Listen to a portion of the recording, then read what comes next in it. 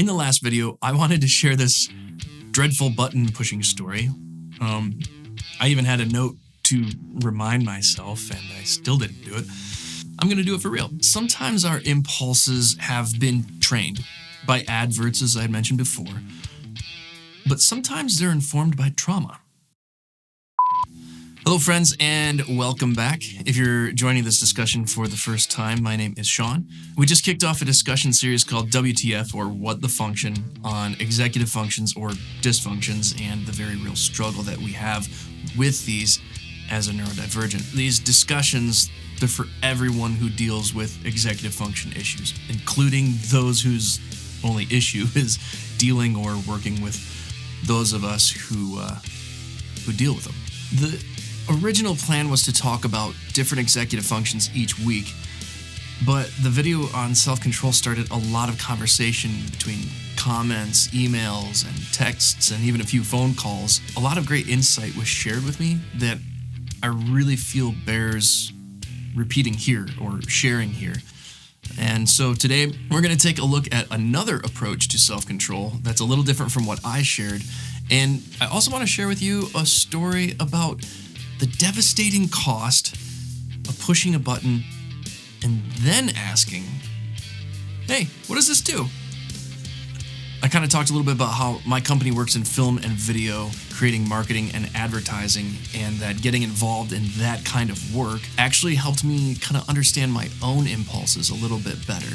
Because the very science and design of advertising is to prey upon impulses or to generate compulsion. So I talked about a vision board being kind of like the box top of a puzzle, allowing you to see the bigger picture and establishing the end from the beginning, helping us to put all the little things or pieces in the right place. Now, that was my method, but a few of you expressed that vision boards with goals don't motivate you. In fact, some of you said that they almost do the opposite. One person, RT Antics, which I really like that name, by the way, commented and said that vision boards and goals don't work for me. There it is. As goals feel like expectations and they give me demand avoidance. What RT Antics likes to do is set up systems such as routines or methods of organization that keep them going in a direction that they're interested in. It helps them sidestep that demand avoidance and still move forward a little. And then when they don't know what they want, they call their systems experiments. And I like that. That way, they feel free to abandon them if it's not helping them explore what they want. One example that RT Antics gave was thinking of an experiment like clothes shopping. And they said, I know I need to go and buy a jacket, but until I go shopping and see what suits me or fits my body, I don't know exactly what jacket I need. I feel you there. There's like a vague idea, right? But then there isn't like a solid. I get that. The commitment is then to go shopping once a week with a list. Then I write down what I like and what I don't like about each option. And then the next time I focus my search on the previous information till I find a jacket I like. And that is from RT Antics. And thank you so much for sharing that.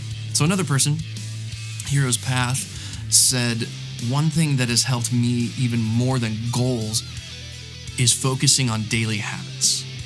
And forming the correct habits can remove some of the need for a high degree of self-control, making the actions that will move us closer to our goals automatic. No decision-making necessary, just food for thought. Well, that is good food for thought, and I'm going to think about it. So thank you, Hero's Path, for sharing that. So as you can see, there isn't just one way to do this. And these are all creative solutions. Remember, you are very creative, but you're going to have to get creative to be successful. So experiment with them, like RT Antics said, or look into habit formation, like Hero's Path said, or make a vision board, or mix and match these with your own. Just get creative with it. There is no one way to do it, but it can be done. Okay. In the last video, I wanted to share this dreadful button pushing story. I even had a note to remind myself, and I still didn't do it. I'm going to do it for real. I'm gonna do that now. But first, like, share, and subscribe if you want to. Sometimes our impulses have been trained by adverts, as I had mentioned before, but sometimes they're informed by trauma. Many moons ago, we lived near the seventh hole of a golf course. This brought about a great business opportunity, collecting balls and selling them back to golfers. One day, my older brother and our friend, both of who were scored off the charts as ADD, were out and about in search of product, golf balls. Bo, my older brother, found a pen.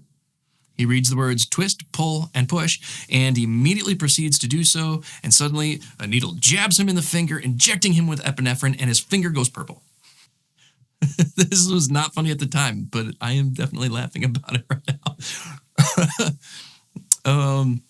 It's funny the things that happen that like super serious in the moment, and you want to cry about it, or it's painful, and then later you can laugh about it. I'm glad that it can be laughed about now. Anyway, so this resulted in a trip to the ER where he had to receive several shots in said finger to undo the vasoconstriction done by what we now know was an EpiPen. The doctors told us that Bo would have lost his finger if we had not brought him in because it killed all the blood flow to his finger. An EpiPen is meant to go like in your thigh, or something of that nature, not into your finger. This is too small, all right, for a vasoconstrictor. Thank God he did not lose it. And after that, I never pushed a button without asking what it does or without reading all of the instructions. Now, previous to that, I would do things like take apart a stereo system just to see how it worked with absolutely no idea how I was going to get it back together before my parents got home. But that trauma informed my behavior, my habits, my impulses when it came to things like pushing buttons or making rash decisions.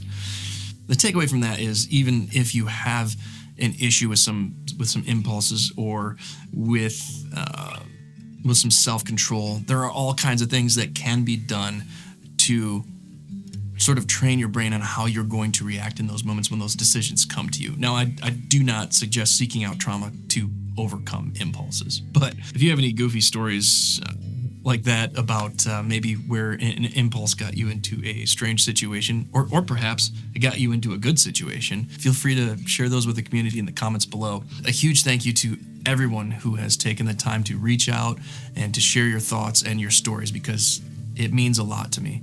Until next time. Keep creating.